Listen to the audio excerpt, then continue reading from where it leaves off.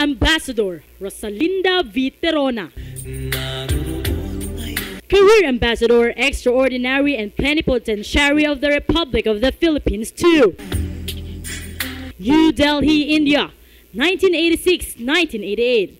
Yangon, Myanmar, 1990 to 1993. Bangkok, Thailand, 1993-1995. And concurrently accredited to Laos, PDR, and Cambodia. Vietnam, 1995-1998. Nairobi, Kenya, 2002 to 2005. And other East and Central Africa countries. President, University of Pasig City, 2008 to 2012. Diplomacy Counselor, Colombo Plant Staff College, 2007 to 2008. Trustee, ISS Philippines, 2007 to 2012. Advisor, Transparency International, 2008 to 2010. Overall Choir, Search Committee, Towns Award 2007, Vice President of Towns Foundation, 2007. National Advisor, 14F Philippines, 2011 to 2012. Assistant Secretary, UNIO DFA 1981 to 1986. Executive Director, ASEAN National Secretariat of the Philippines. Secretary General, DFA Law of the Sea Secretariat. And currently, the Advisor of Kapisanan ng Kamag-anak ng mga Migranteng Manggagawang Pilipino Incorporated, Kakampi. Kalinga sa iyong pag-alis at pagbalik. Tuwing Webes, alas 2 hanggang alas 3 ng hapon. Hosted by Ambassador Rosalinda Tirona at Fe Nicodemus.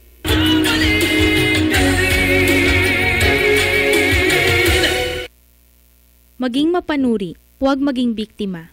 Ito ang karanasan ni Joanna, Elena at Shona. Sinabi niya sa nanay ko, mabibigyan nila ako ng trabaho. Pwede niya daw akong gawing singer. Sa abroad daw. Doon ako pupunta para magtrabaho. Hindi niya sinabi yung trabaho ay sumayaw ng nakahubad. Kinulong ako kasama ng mga ibang babae at hindi pinakain. Umabot ako ng Singapore.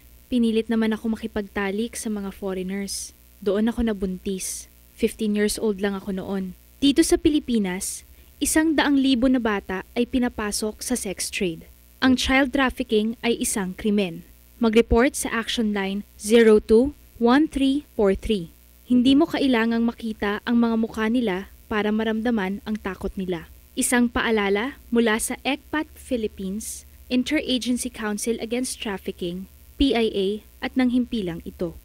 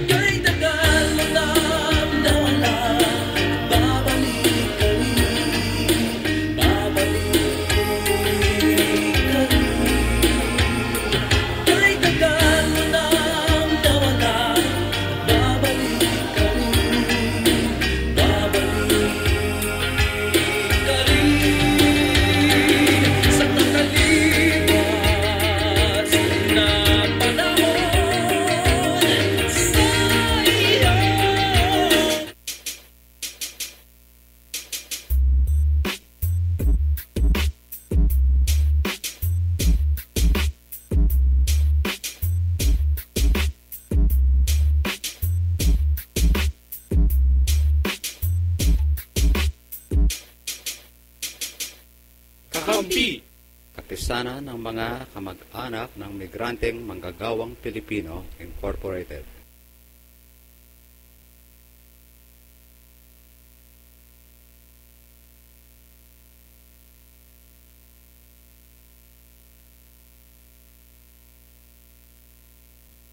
Lumalaki ang pamilya, kailangan mas malaking bahay. Umaasenso, kailangan mas magandang bahay. Kailangan pag-ibig. May magandang balita ang pag-ibig. Dinoble ng pag-ibig ang housing loan nyo. Ngayon, 6 million na.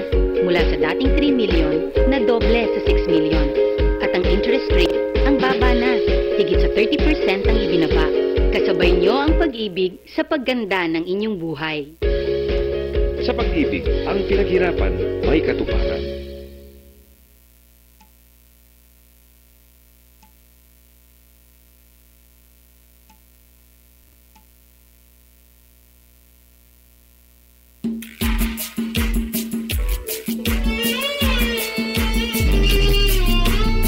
Back to our regular programming.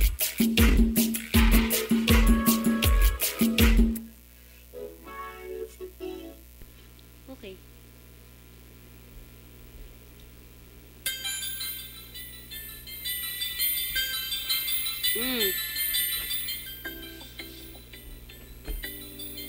Huwag mo na i-intro kasi kapag intro kami sabihin mo na sa amin.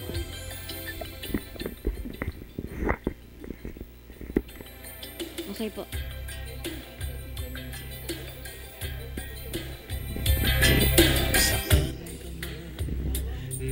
Hindi na ba mag-intro sa kanya muna yan? Sa mag-intro sa ma'am.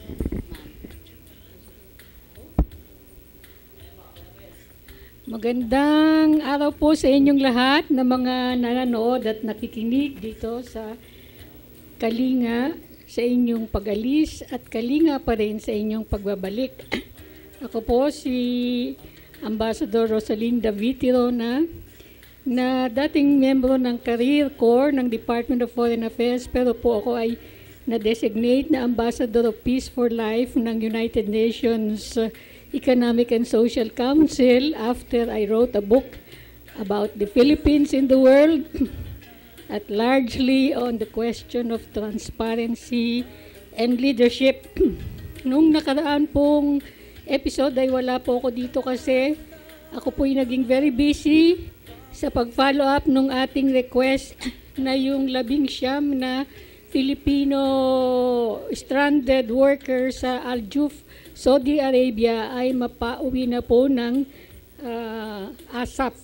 At nakausap ko po dito si Undersecretary for Migrant Affairs ng Department of Foreign Affairs na si Ambassador Jesus Chavez na nakasama ko nung ako ay very active pa sa DFA at siya mismo ay finalo up natin yung ating request na yung ating embassy sa Riyadh at ang ating konsulado sa Jeddah ay kumilos na para tulungan itong mga Filipino na na-stranded. So, ang kahuli-hulihan ko pong informasyon na nakuha ay tutulong na po yung ating embahada o pasuguan sa Riyadh. Alam niyo po na meron pong repatriation funds ang Department of Foreign Affairs and I don't see any reason why kung hindi nila bigyan itong priority na ito kasi ito ay kailangan para sa sinabi ko nga previously na saving people's lives should take precedence over appeasing political sensitivities. Ito po ay top priority po ito at with Just Chavez there, I'm sure that something is going to be done very positively. Yung naiwan din po natin nung nakaraan ay itong Regional Cooperation on Anti-Trafficking at nasabi ko po sa inyo na merong draft convention ang Association of Southeast Asian Nations or ASEAN. This is essentially based on a Philippine proposal, the ASEAN Convention on Trafficking in Persons. So sinabi po natin ang rationale or ang justification for this ASEAN Convention, na-mention din natin yung objective, at essentially, ito namang ASEAN Convention is largely patterned after the United Nations Protocol on Anti-Trafficking. pero binigyan lang ito ng regional focus, So, pagkatapos po ni FE, ay ipagpapatuloy natin ang paghimay at pagsuri at pagnilay-nilay tungkol dito sa Draft ASEAN Convention on Trafficking in Persons, which we hope will be adopted in the next summit meeting of ASEAN sometime, kung hindi pwede sa 2013 this year, siguro ang end ng timeline ay sa 2014 kasi this is also very urgent. Dahil siguro doon sa MDGs din na inaano natin, kasama ito, ma'am. Yung Millennium Development Goals na tinatawag, baka mapasama yan kasi andun yung migrant workers. At saka alam mo, by the year 2015, it's not only the first development review of the MDGs under the United Nations, it's also the year when we hope to establish an ASEAN community. An ASEAN community. So, as we have been saying, there are two phenomena of the 21st century, yung migration at saka yung development. Ito ay back-to-back po ito, dalawa na ito. Okay. Anyway, isang magandang araw sa atin lahat at alam ko marami nakikinig sa atin na mga taga-ibang bansa na nagtatrabaho, yung mga OFWs dyan. And of course, binabati natin ang mga taga Houston, Texas, yung mga taga-Australia, binabati rin natin itong mga taga-Aljob, Kingdom of Saudi Arabia na ngayon ay nakikinig sa atin, ay paparami sila, di ba? And ang ating mga kasamahan pa sa Alcobar, magandang araw sa inyong lahat. At dito, mamaya pa siguro, kung madidelay kayo, pwede naman sa Ustream. Ulit, meron tayong, ang tawag dito, sa YouTube, nung kakampi, pwede nyo panoorin pa rin, yung mga malilate, kasi iba yung timeline natin. Ano po, yung mga, baka makalimutan ko, si Romeo ng Italy, ay manonood daw siya mamaya kasi tulog pa, mga abad ng alas 10 pa ata, Manila time sila. Pero salamat sa lahat ng mga nanonood. Meron tayong sa ating dito sa ating Ustream, meron tayong how many na naka-online sa atin. Tingnan mo nga kasi nung nakaraan 20,000, 'di ba? And dun sa ating blogspot, thank you very much. Meron tayong 62,000 na nagbukas ng ating blogspot. So, congratulations for that. At isang ang pinakamas maraming nanood sa atin ay ang ating programang Kalinga sa iyong pag-alis at pagbalik. Ilan ngayon? Ha?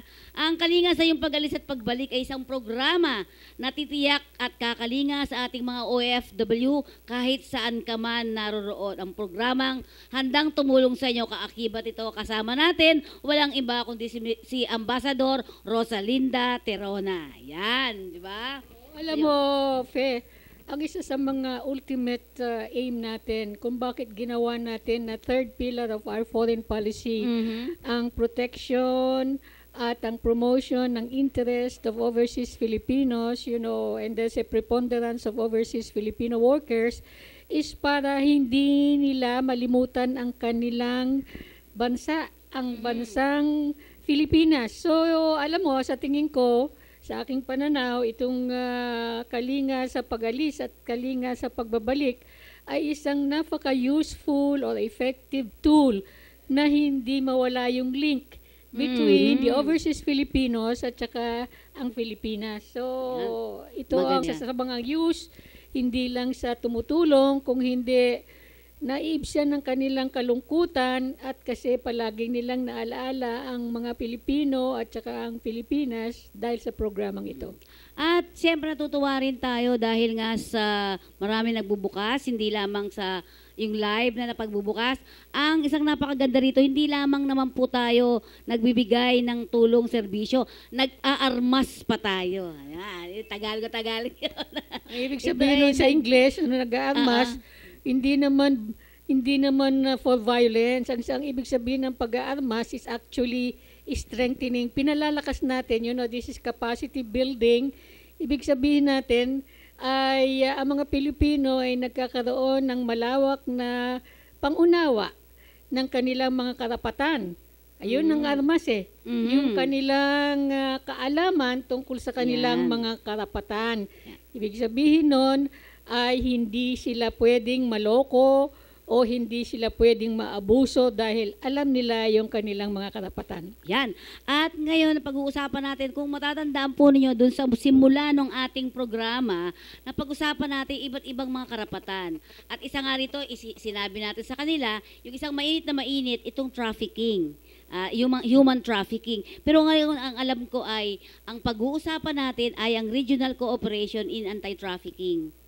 Oo, yun. Kasi alam mo, ang ASEAN ngayon is what they call this, very crucial, significant dimension of our foreign policy. Kasi alam mo, ay napakalaki ng mundo. Ang pagtutulungan ay siyempre ay nangyayari na kasama mo yung mga kapitbahay. Correct, So correct itong ASEAN countries na 10 kasama ng Pilipinas ay sila ay magkakapitbahay.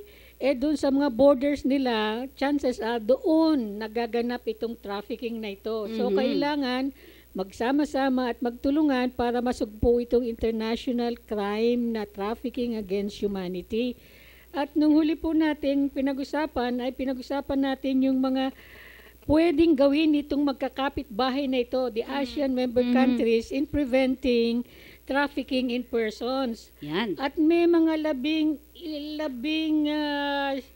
isang proposals ang Philippines para ma-prevent ang trafficking in persons, with the cooperation of all the member countries of ASEAN. Ang kauna-unahan na pinopropose ng Philippines dito is to take measures to strengthen regional cooperation and coordination between and among states in preventing and combating trafficking in persons. So, ang magic word sa unang measure is coordination. Yan. Ang ibig Pagtutulungan. Hindi lang pagtutulungan, pero alam natin kung ano yung ginagawa ng iba. Para hindi tayo, we do not work at cross purposes, ibig sabihin. So, isa lang.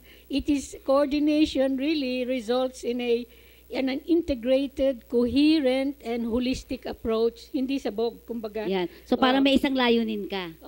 Very solid yung approach. Very solid yung approach, okay? Yung susunod na measure na pinipresent ng Philippines ay strengthen policies and programs to prevent trafficking in persons through research, information, awareness raising and education campaigns, social and economic initiatives and training programs, in particular for persons vulnerable to trafficking and for professionals concerned with trafficking in persons. So, ang ibig sabihin ng second measure, pangalawang measure dito ay simply advocacy. Information dissemination at katulad ng ginagawa natin. Katulad ng ginagawa nitong programa na ito.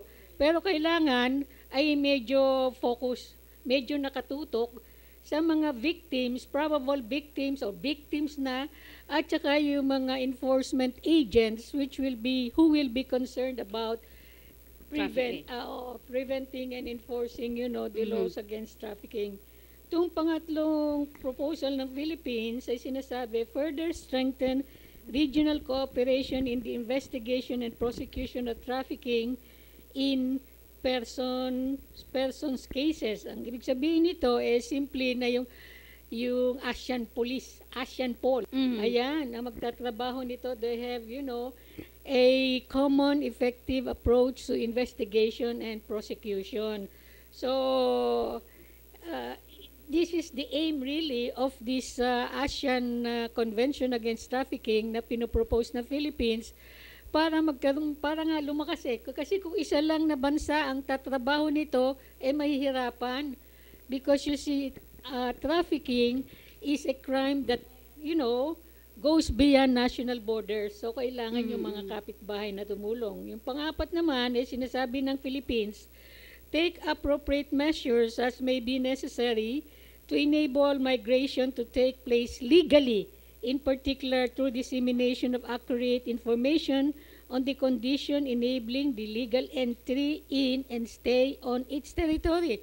Ito ang kabuluhan ng ating mga PIDOS at ang ating mga PIOS. Yan. So, doon tinuturuan natin yung ating mga migrante na unang-una papanong pumasok sa teritoryo ng isang bansa na legal. Kasi pagka alam mo, strictly speaking, if the entry of the migrant is unlawful, he is not entitled to any right or any privilege under international law. Pero kung siya ay pumasok ng isang bansa na lawful, abay, kailangan proteksyonan siya nung bansa na where he is right now found.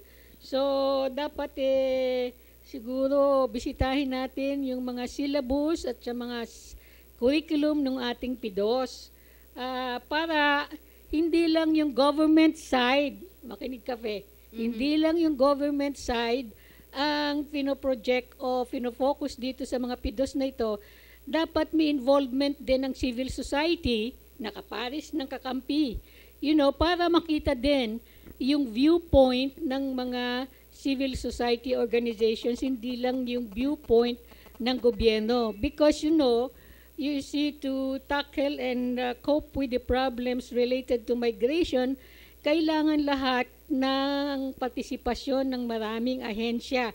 Ang gobyerno, ang civil society organizations, ang media, ang business community, ang academe. So pati dapat, mga survivor.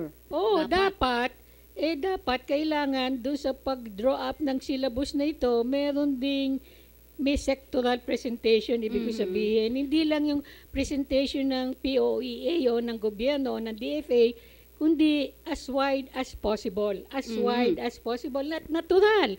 Yung mga stakeholders dito, yung mga migrante mismo, kailangan mag-participate. Makialam at makihalubilo pa din. Kasi maraming matututunan sa kanila. So, Ambassador, sinasabi natin, ganito kasi, para may protocol din, para may din para kung magtitingnan mo, may flow. Halimbawa, itong regional, mga regions, di ba? Halimbawa, yung 10 sinasabi mo na regions, no? Tapos yung mga involved doon, di ba? Yun ang mga dapat, yung gobyerno mo, yung iyong mga CSO, yung survivor mo, dapat iisa lang siya, iisang kumpas. Tama ba yun? Ganun ba yung pagkakaintindi? Oo, ganun. Ibig sabihin ko, yung curriculum or syllabus for the PIDOS, for example, again, should be coherent and integrated. So, isa lang ang istorya. Hindi yung dami-daming istorya kasi sa pagkabadami, napafragmento, nadidivide, nanghihina yun. So, nababaliwala, parang ganon. Hindi nababaliwala o hindi naintindihan, dahil hindi naintindihan kasi nga sabog ay nanghihina. So, hindi tayo effective. Kailangan we must devise a PIDOS curriculum, for example, that will be realistic. And it is realistic because it involves the participation of all. You see? Yung pamahalaan at saka hindi pamahalaan, nandyan na pati yung mga stakeholders. Dapat pala, pati yung mga batas, dapat, kung kumpleto na nga, di ba? Holistic na yung approach natin. So, dapat yung pag-implementa naman yung dapat ay stricto din. Dapat, kasi alam mo, kung meron tayong compilation or compendium ng mga batas regarding migration, for the Philippines, for ASEAN, and the United Nations, dapat meron diyang compilation na yan. Pero yan ay sinusuri yan, translate this mga laws na ito into practical realities. So, para ibig sabihin, yung batas na yun, sasabihin natin kung paano dapat ma-enforce. Kung paano, anong mga measures, anong mga paraan para ma-enforce ito. Ano-ano ba mga problema sa enforcement nitong batas na ito? Kasi may problema din At paano mo bibigyan ng solusyon yung mga hurdles na yon o nakaka-impede o delay ba yun? Nakaka-delay o hindi mo halos ma-implement yung batas na yon kasi may problema May problema. May mga parang harang-harang diyan. Hindrance, no? May harang, kailangan tanggalin yung mga harang na yan. At paano natin tatanggalin yung mga harang na yan? Ay dapat din pinag-aaralan natin. So, yung ating mga migration experts diyan, yung mga migration CSO niya, dapat mag-deliver. Kasi bukod sa social cost of migration, yung enforcement at implementation ng mga batas is the other problem. Napakadami mga batas pero hindi naman natutupad. Paano natin, how do we bridge the gap between the law and reality, or between the law and action? So, puro na lang tayo papel at hanggang Sinasabi doon na nga lang. nung iba, kasi alam naman yung mga Pinoy, hindi palabas. Ano? So tayo, ito, nagbibigay tayo ng information. Pero yun nga, ang sinasabi ng karamihan, lalo na yung mga medyo, hindi naman gano'n ang narating na isip, no? Sabi, ang dami-dami ng mga batas, hindi naman natutupad o hindi naman na-implementa. Anong pagkakasabi mo dyan, Ambassador? Kasi dapat meron tayong monitoring mechanism. Yan, Okay? oo. So, ang magmomonitor ng implementation ng batas ay hindi lang dapat ang pamahalaan. Kailangan yung CSO, mga NGOs, they are very vigilant to point to the government, ito, hindi naman ito natupad. napapatupad. Paano yan? Kailangan yung hindi pinapatupad yung batas na yon ay dapat maparusahan. Dapat merong disciplinary action Yun. para mapilitan patupad yung batas. Okay, speaking of pagpapatupad, no? Congratulations naman dito sa ating kausap ngayon.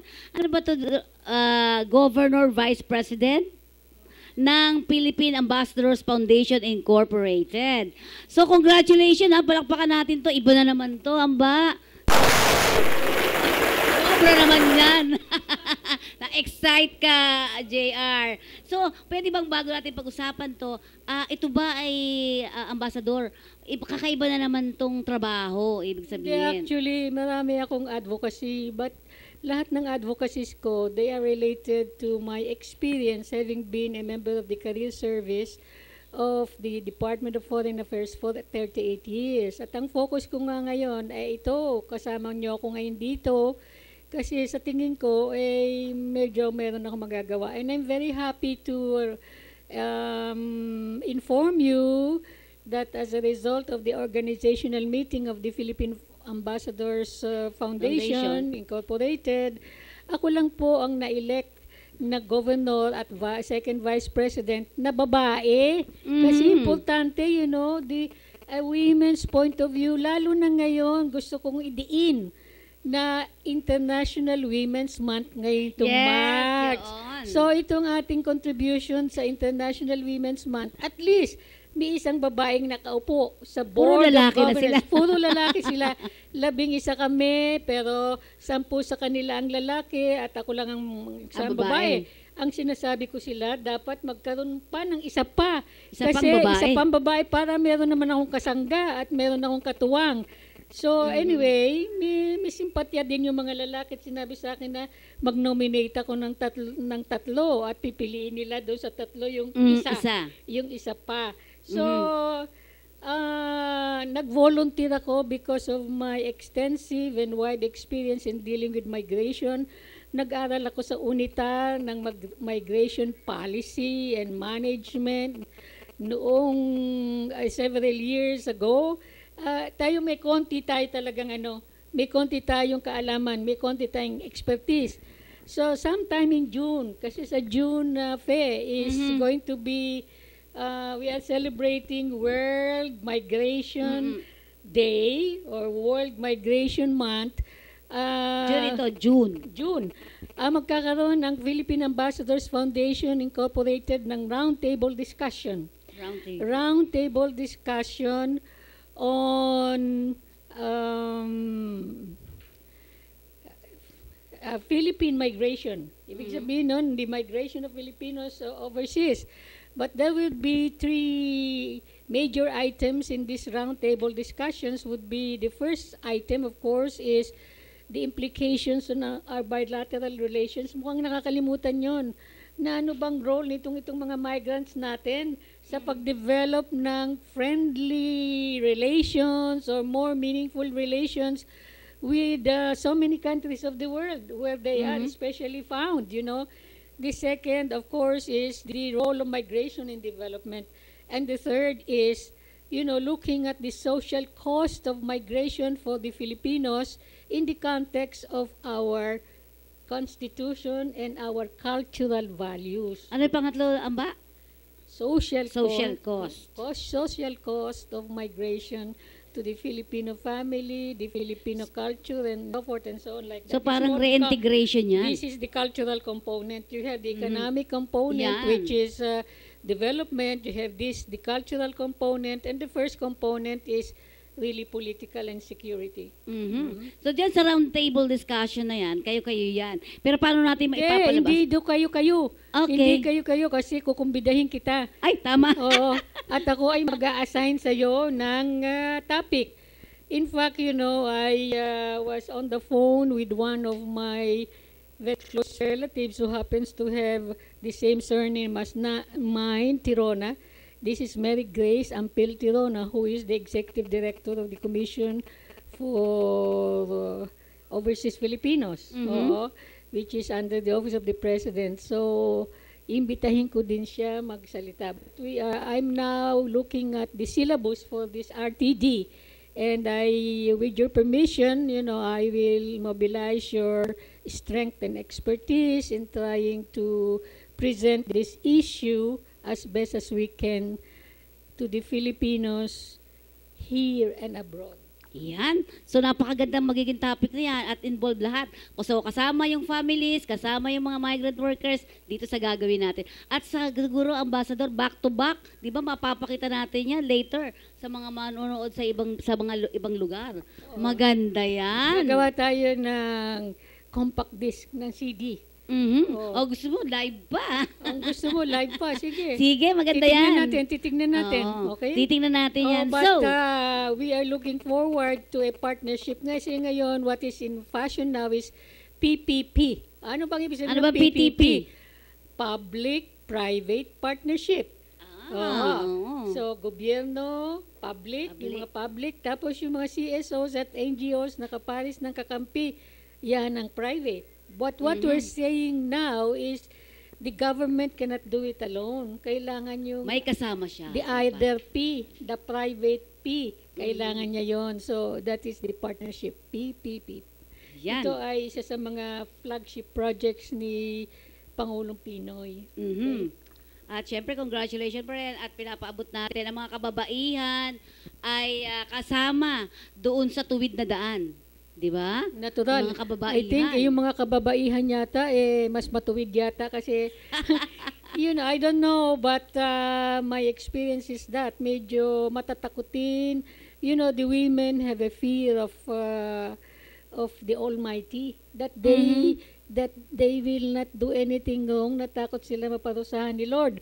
Anyway, ang dapat nating malaman itong ating pinagdidiskusyonan, you know, migration has the face of a woman. Ang ibig sabihin ko, you know, if you analyze, you know, statistically, mas maraming migranteng babae kesa migranteng lalaki. So, tama-tama, swak na swak ito. Kaya nga. So, parang sa atin, nasa NGO, parang nasa 65% ng OFW in particular, lahat, ay babae na. Tama-tama yung sinasabi mo, nagiging mukhang babae na ang migration. Yan. So, yun po. So, maraming lumalabas. So, maraming nawawala ng nanay ngayon dito sa Pilipinas. Ate, di ba? Yun. Kasi nag-abroad sila. Yan.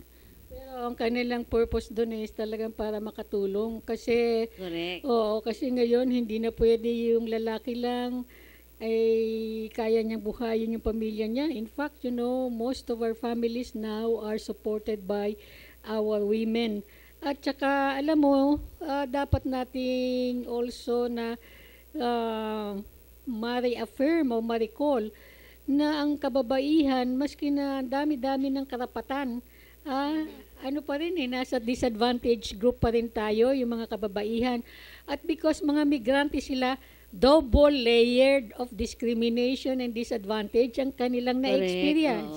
Hindi lang sila babae, migrante pa sila. At hindi lang sila migrante, nanay pa sila. Diba? Kasi parang mirror yan Ambassador. Diba pag ang nanay nasa ibang bansa, parang ang inaasikaso pa rin niya yung kanyang siniservisyohan doon sa bansang iyon. At the same time, dito sa Pilipinas, sinecheck din niya yung mga anak niya, yung pamilya niya, kung ano na ang nangyayari. Yun ang social cost ng migration. Kasi alam mo, napaka-unique at special ng Pilipinas kasi alam mo bakit? Yung mga ibang bansa ay patriarchal. Ibig sabihin noon, ang focal point ng pamilya nila ay yung mga tatay. Pero we evolved from a matriarchal society. Ibig Correct. sabihin, ang focal point ng ating society ay ang mga kababaihan. At nung barangay, kauna-unang mga pamahalaan dito sa Pilipinas, yung mga kababaihan ay nagiging head, nagiging barangay captain ngayon. Ngayon. Oo, barangay captain pa din sila noon kasi what were the consideration? Kasi sila ay unang-una na nga sila ay hindi matipuno, malakas naalala ko tuloy nung ako'y na-assign with your permission, nung ako'y na-assign sa New Delhi, India. At pinag-aralan ko yung Satyagraha ni Mahatma Gandhi. Sinasabi nung Mahatma Gandhi, which is translated in English as the Great Soul. And today we are celebrating International Women's Month. Ang sabi ni Mahatma Gandhi ay, if we speak of physical or brute force, then the men are stronger than the women. But when we speak of human endurance and strength of character, then the women are stronger than the men. So, I'm very sure na although 65% of the total number of migrants that we have are women, sa tingin ko, according to Mahatma Gandhi, kayang-kaya nilang ma-overcome yung mga problema related to migration. Kayang-kaya yan talaga. Kita mo naman, surviving talaga. Oo. So, Ambassador, dahil kasi may mga text sa atin kahapon, mula nung Lunes hanggang ngayon, it's regarding doon sa usapin sa Malaysia. Dahil kayo, nanggaling sa iba-ibang mga lugar, di ba? So, tingin niyo ano yung parang nakikita nyo na nangyayari ngayon? Dito sa usapin ng Malaysia. Yung Sabah, in particular yung Sabah. Alam mo, ang kauna-unahan kong foreign assignment after I passed the FSO examinations in 1967, I was executive director of the Association of Southeast Asian Nations Secretariat for the Philippines, ay ang Kuala Lumpur, Malaysia. Bata pa ako noon. At ang naging mission ko doon ang kauna-unahan, medyo, bata pa ako, I tend to be scared at times because I was just doing a training on the job. I to put together an evacuation plan for the Filipinos. Nangyari na ito Ito. Hindi, ibig sabihin nangyari na ito in the 70s, okay, na nag-flare up nga yung ating claim over Sabah. So parang almost nagkaroon ng krisis na kailangan nating ilipat sa Pilipinas, lipat bayan yung mga nandoon sa Sabah. Sa Sabah, oo. So this ito is mga Pinoy.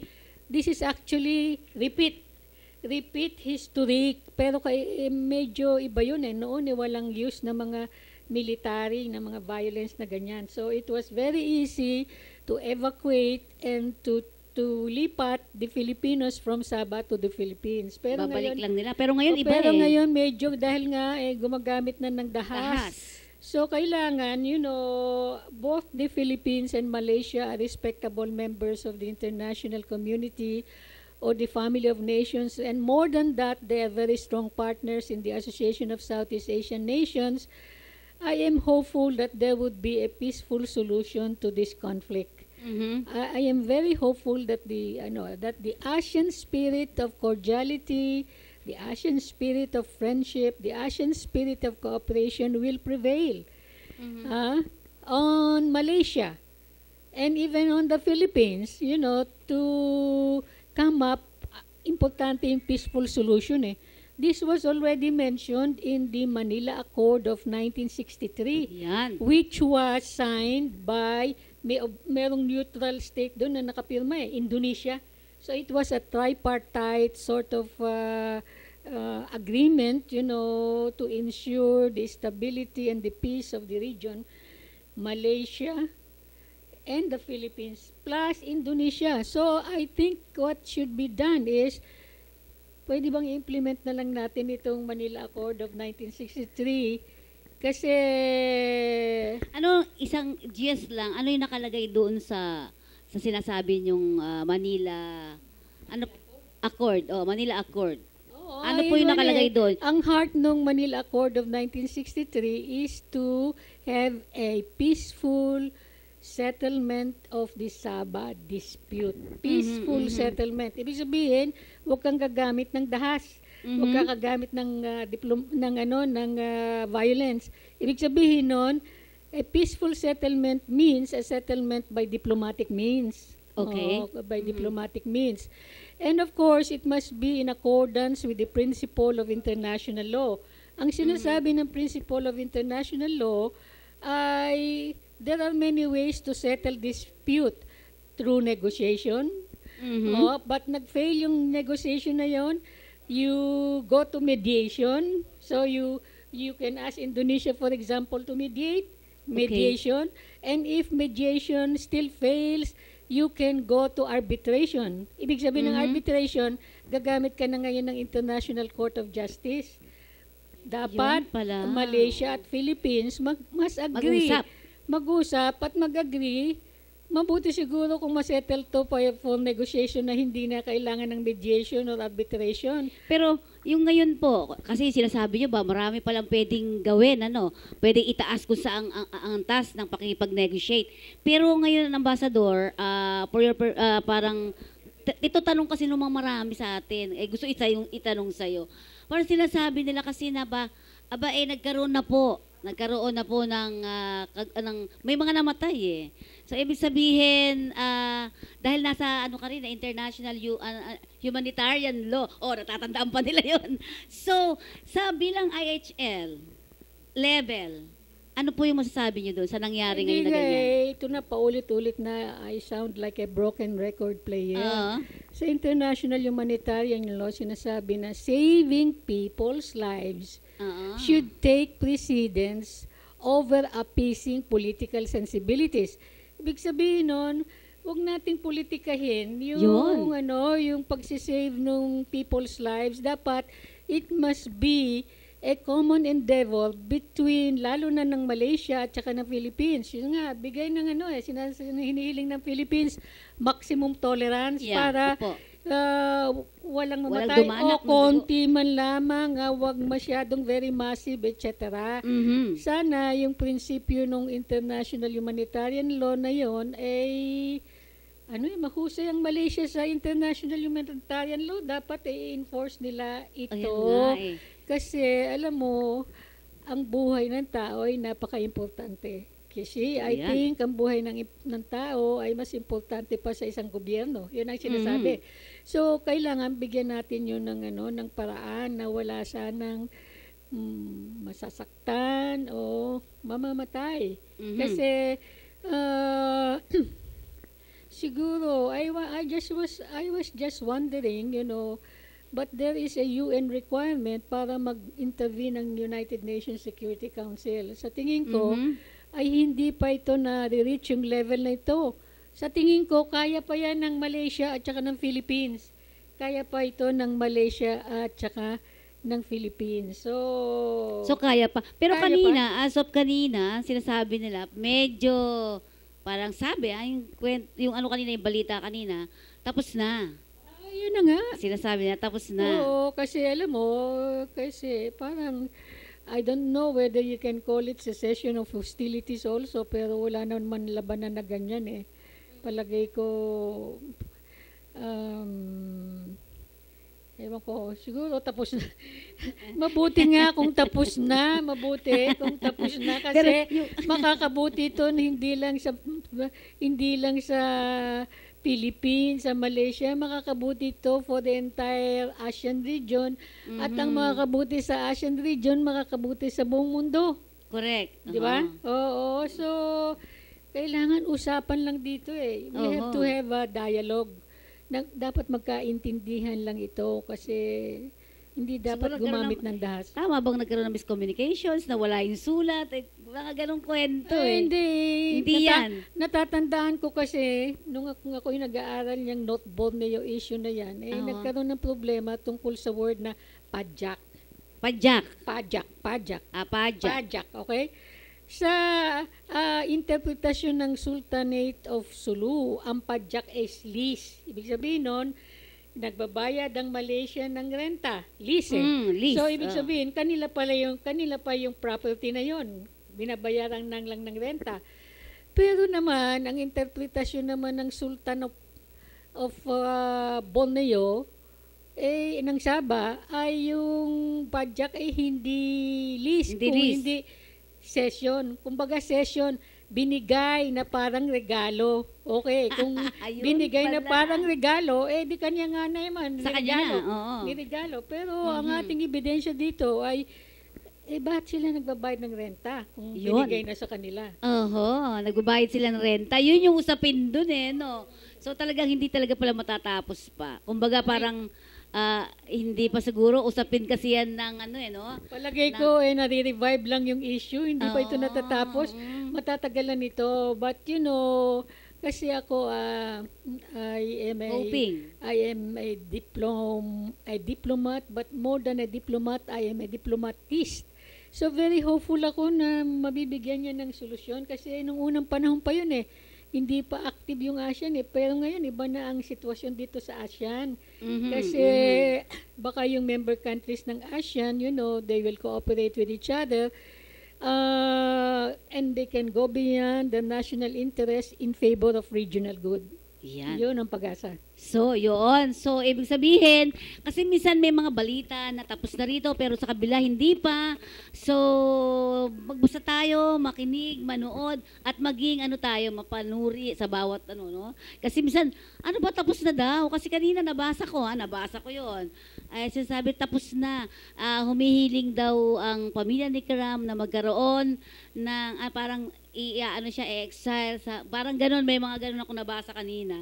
Well, hoping na wala. Diba yung negotiation, wag lang magkakaroon ng no? Kailangan lang negotiation, kailangan mag-negotiate, kailangan diplomasya lang dito. Para, ay importante, para walang gulo at walang masasaktan, walang mamamatay, nagkakaintindihan. Yan. Thank you very much naman sa mga viewers natin. Meron tayong 1,741 na viewers ngayon.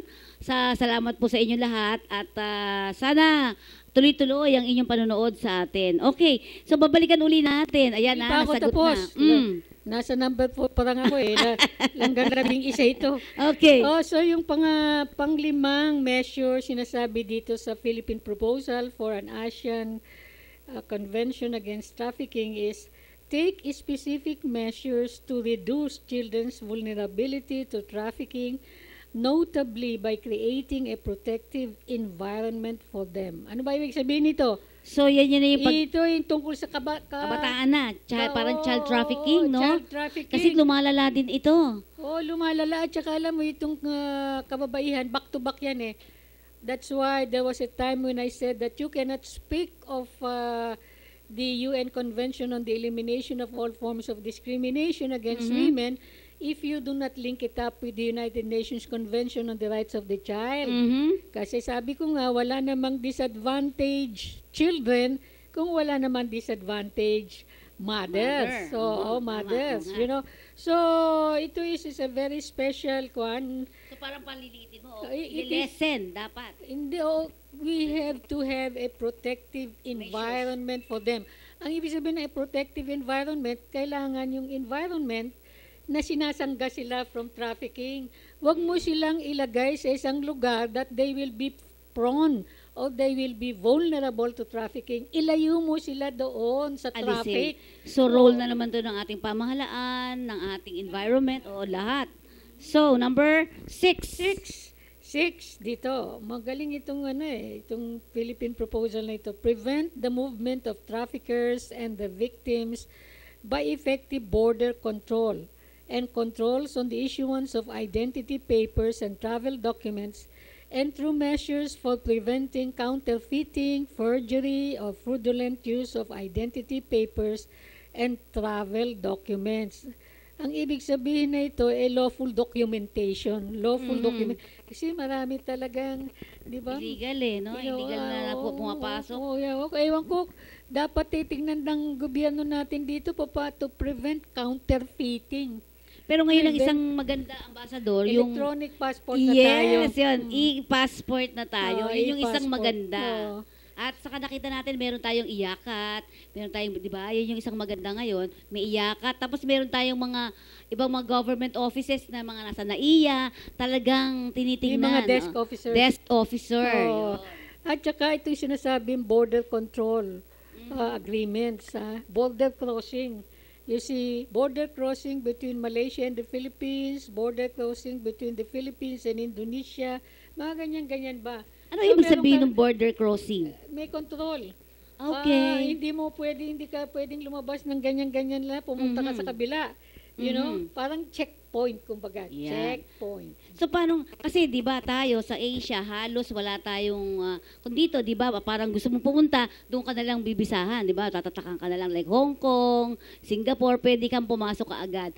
Pero itong border crossing na ito ay parang napakahigpit din. Hindi kasi itong border crossing, walang immigration office ito. O kasi, di ba, normally meron kang mga immigration, dadaan yung mga pasahero, yung mga tao sa immigration. Itong border na ito, may immigration din, but it is a very special type of immigration control. So you need an agreement or you need a treaty para mo control mo yung border na yun. Kasi maraming illegal entry. Back and forth. So, kinokontrol natin yon kasi yung illegal, unlawful entry na yun ay very conducive to trafficking. Yan. So, number 7 natin ay? Number 7 natin ay promote capacity building, including trainings and technical cooperation and the holding of regional meetings. Okay? Yan. So, yan maganda rin yan. Capacity building ito. Capacity building. So, may mga trainings. Binibuild natin, ini-strengthen natin ang ating capacity o abilidad na ma-prevent natin yung trafficking. At ma-prosecute yung mga victims. Okay? At to a certain extent also, victims of trafficking need a special process for reintegration. Yan. So siguro dito rin, Ambassador, alam mo, natatandaan natin, noong mga way back in 70s, 80s, ay maraming lumalabas na patungong Japan, di ba? Ito yung mga entertainers natin. So biglang nabago yun, nag-stop yun. Ito kaya yun, isa sa tinitingnan natin? Isa. Pwede rin, Pwede. Kasi ngayon, wala na pong entertainers na lumalabas, lalo yung mga kababaihan, nang hindi dumadaan sa prosesong tama talaga. Parang mag-aaral ka talaga, sobra. Ganong klase, kaya't medyo mag-stop tayo doon. Kaya napaka-importante yung information campaign para malaman nila. Kasi nagkakaroon ng problema o nagkakaroon sila ng violation kasi hindi nila alam. Kaya itong programa na ito ay napaka-importante para malaman nila. So, bago tayo magtapos, I will run very quickly through the others. Number 8, enhance cross-border cooperation. Number 9, enhance intelligence exchange and sharing of information. Number 10, enhance existing cooperation towards developing regional databases under the purview of the relevant ASEAN bodies. And number 11, ensure that any person who participates in the perpetration of human trafficking or in supporting such acts is brought to justice. Hindi pwede yung we'll just close our eyes to this at pabayaan na lang. So dapat talaga i-prosecute. Kung siya ay guilty, dapat siya ay maparusahan. So sa susunod nating episode, we will discuss protection of victims of trafficking in persons. We will discuss repatriation and return of victims. We will discuss law enforcement and prosecution. We will discuss mutual legal assistance in criminal matters. Alam nyo ba yung MLAT? We will discuss extradition. Alam nyo ba yung extradition? I think these are the technical issues. The rest are SOP or routine. But we will discuss also question of confidentiality, Yan ang relationship with other international instruments, ratification and approval and designation of central authorities or coordinating structures. So napakarami pa natin pag-aaralan. Marami tayong pag-aaralan. Pero pag naaral natin ito ay we are put in a position na talagang we can prevent trafficking in persons, and we can prosecute the victims, but also we should not forget that the victims can be returned safely and they can be reintegrated into normal life again when they come home. At siguro sinasabi nga natin na kapag may mga nakita kayong suspicious na acts, di ba? O nakita nyo parang hindi kayo mapakali at may nangyayari doon sa isang lugar na yan o mga kababaihan, may ganitong nangyari. Pwede po kayong tumawag o kayo sa 1343. Yan yung isa, 1343. Yan. At siguro dito sa 5538656, mag-report din kayo sa amin at kasama natin dyan si Ambassador at syempre kasama pa rin natin yung ibang mga kasama ni Ambassador, si General Tanige, di ba? Yan, kasama natin yan dahil yung trafficking talaga ay gusto natin i-combat. No? Labanan ito para sa ating lahat. Sa susunod kasi, we are still trying to get, General Felizardo Serapio, what is his name? General Serapio to be here kasi siya ang executive director ng Philippine Center on Transnational Crime. Yeah. And you see, trafficking is a transnational crime. Dapat din malaman natin kung paano makakatulong itong Philippine Center on Transnational Crime. Ayan. So, yung iba pa natin, may mga iba ka pa bang gustong sabihin, Ambassador? Halimbawa, may mga activities ba? Ano ba? Ang mga gawain pa? May mga message ka ba? Alam mo, sinabi din sa akin ni Mary Grace Ampil Tirona, na executive director nga na itong CFOA, katatapos lang nila ng Global Summit on Migration. So, sabi ko siguro, one time, kumbidahin ka namin para ma-inform mo naman yung mga nakikinig at na nanonood, ano bang nagang resulta nitong Global Summit na ito? Oo, para saan ginawa itong Global Summit? Dito sa Philippines. Dito lang sa Philippines. So, importante yon. So, we have to, yung major, yung RTD na yon, at saka, I really don't know we will have enough time to siguro what we can do for June also is to design a manual or a primer for overseas Filipino workers. So, ang gagawin natin yung outline, pagkatapos sila na lang mag-fill up nung detalya. Kasi the details will be those which will suit the particular situation.